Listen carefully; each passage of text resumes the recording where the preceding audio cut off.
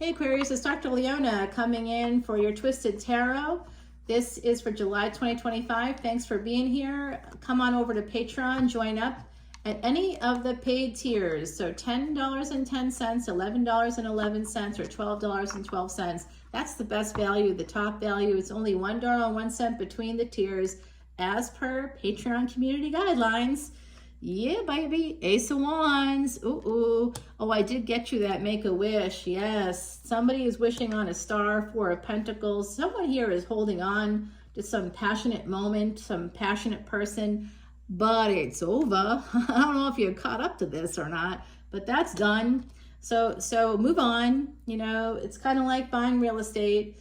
A deal, you put in an offer, you know, the other person says yes, but then you go and you check out their basement and you see that it's got leaks everywhere, or it's just like, it's just too much maintenance, and you're like, you know what, I'm not going to move forward now. So that's kind of where you're at. And I see that here with Queen of Swords, but you're looking at that death like you're shooting daggers out of your eyes, like, hey, all right, yeah, I don't believe it, death. I don't think this is over, so why not? I want an opportunity to make it right. I want this to go ahead. This is a horse walking through deep water. You know, horses can't swim, right? Like that's not a good thing. Don't be going out to the deep ocean as a horse. You're not going to turn into a mermaid. Two of Cups here. It is the end of this relationship. So I hope that some of you, it looks like you had a lot of fun with someone, that you're really holding on to that idea of it. It's over. Death card, Two of Cups. Death card, the Fool. This opportunity is done. It's done. It's baked. It's fried. That's the end. That's all she wrote. And then, don't believe me, Ten of Swords. It's over, okay? You're holding on to something that's long gone.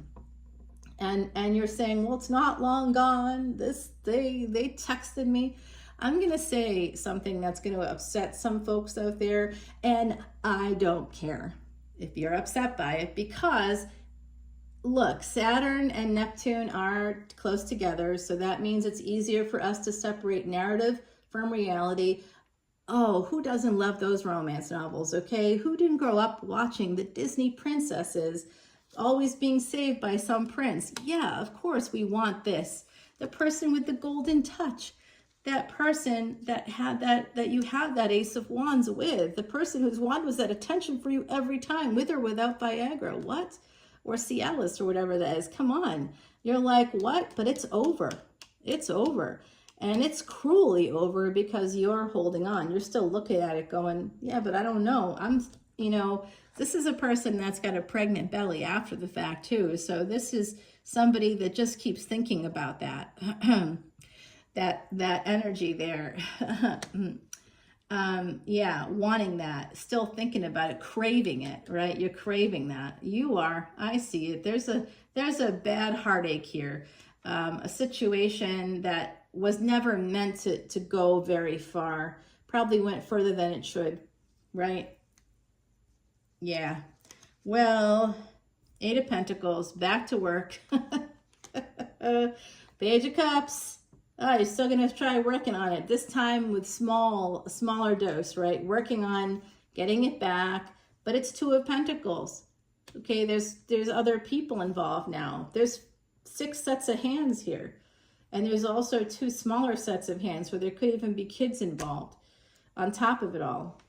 There might be children involved. There might be, well, I don't know why you'd want this person. Five of Wands, it's going to be a struggle because of that Two of Pentacles. Someone here is really struggling because you've been juggled. Either you've been juggled or you juggled somebody, but it's not looking good. It's not looking pretty here. King of Cups, that's a person. Look at those gnarly hands. They are older than you, or you are older than them, and it's just not good news. King of Cups, they are so aloof. I remember a person that I met with Aquarius energy, because they had like 6 or 7 planets, I think, in the 7th house. As a Leo ascendant, that means that Aquarius was their 7th house. And they had all these planets in Aquarius. They had 1 planet in 8th house and 1 planet in one planet in the 6th house. So 6, 7, and 8 was wrapped up, and then they had a planet in the first house too, was one of the nodes of destiny. That first and seventh house, Rahu Ketu there is or Ketu in first house, Rahu in seventh house. That's the death knell, literally, for marriage. You never want to be with people like that. And people that have moon in sixth house, if you have moon in sixth house, you need to get a therapist. Like, that's an absolute, that's an unquestionable therapy placement.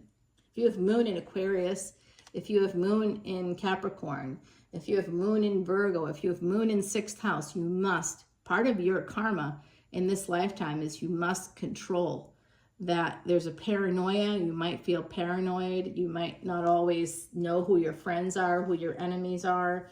Aquarius, okay? So it's really important. You may not even know your own emotions or why you're so driven. You might be driven or hyper-focused on stuff. You may not recognize why. This is part of why. Page of Wands energy all the way. This King of Cups is presenting to me as a page. Okay, they don't care about you. Whoever that is, they don't care. They got the golden touch. This is obviously an emperor. They're super removed. You know that emperors were really well known for taking who they wanted, doing what they wanted, and then walking away. You know how many illegitimate children emperors had? Kings. You know how many? Come on. This person is not going to be that forever person. Whoever this is. And I'm not saying that they're masculine either, by the way, because I have an emperor placement. As far as I know, I only have one child. Luckily, I'm female in this lifetime, right? Maybe that's why it's a punishment. No, it's not. I'm just kidding. Well, maybe. It's not a punishment at all, but it could be if Mars is your highest degree planet and you feel like a man on the inside, but everybody treats you like a woman because of how you look. It's like a very, not a fun place to be. Queen of Pentacles here. That's an earth energy. Okay. Got it. All right, guys, I'm going to tell you, there is the twist here at the end. This is Twisted Tarot. The twist at the end, because this is the end, is that there is someone coming in. What's up? Saved by that bell, huh? Yeah. Oh, well, it's not 10 of Cups, but it is 9 of Cups. They're coming in for a good time, not a long time, but who cares? Just have fun with it, okay? The sun is coming out for my beautiful Aquarians. Get ready. We have right now the nodes of destiny. Ketu in Leo. That's coming out here. And then we have Rahu in Aquarius. Rahu wants to give you gains. It's a consumer. It's a head without a body. It's never going to feel full. It's never going to feel satisfied. You may be feeling jealous and envious. You may be feeling angry, like, I'm not getting my due. They're not giving me the attention I deserve. That's all Rahu's influence, plus whatever else you have in Aquarius. All right, so I don't know. I tend to see people with a lot of planets. When you have any planets in Aquarius, it's not just like one, it's a lot. It tends to be a lot. I've seen multiple charts now over the last 18 years, I'd say thousands. And I always see like a lot of planets there in Aquarius. It's never just one. If there's any, it's many. And that's because Aquarius energy is large organizations. And so if you have multiple planets in Aquarius, now Rahu's joining them if Rahu's not there already for you. Rahu joining you at Aquarius means that opposite of Aquarius, wherever you have Leo, you're going to have the energy of Ketu. And you're going to want to understand that there's a detachment from fame. You're not going to get famous. Not during this transit. Nope, not for Aquarians. It's the opposite.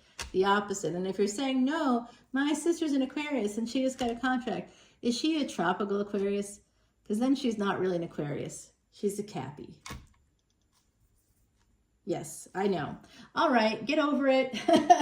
In the meantime, I mean, yeah, I see this energy of 29, Swan, loyal and faithful partnership. Well, maybe with this new relationship coming in, it can be loyal and faithful, but it can also be boring as you know what. And, you know, great. They could be very boring. They might have some earth energy coming through here, number 29. Maybe they're born the 29th. They could be born February 9th. They could be born September 2nd. I have a couple of people actually in my energy born on the 29th. Yeah. Oh boy.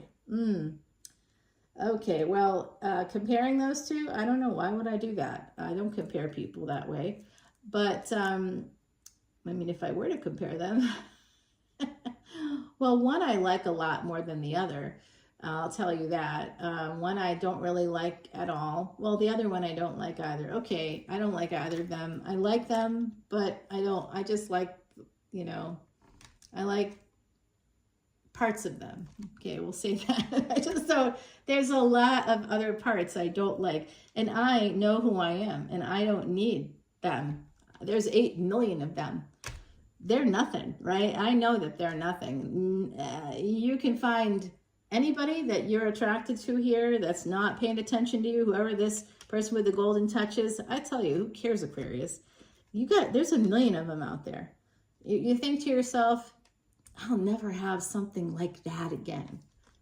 Not if you're sitting in a corner thinking about them. You got to get out there. You'll find better. I guarantee you'll find better. Oh yeah, I guarantee it. It's 100% guaranteed.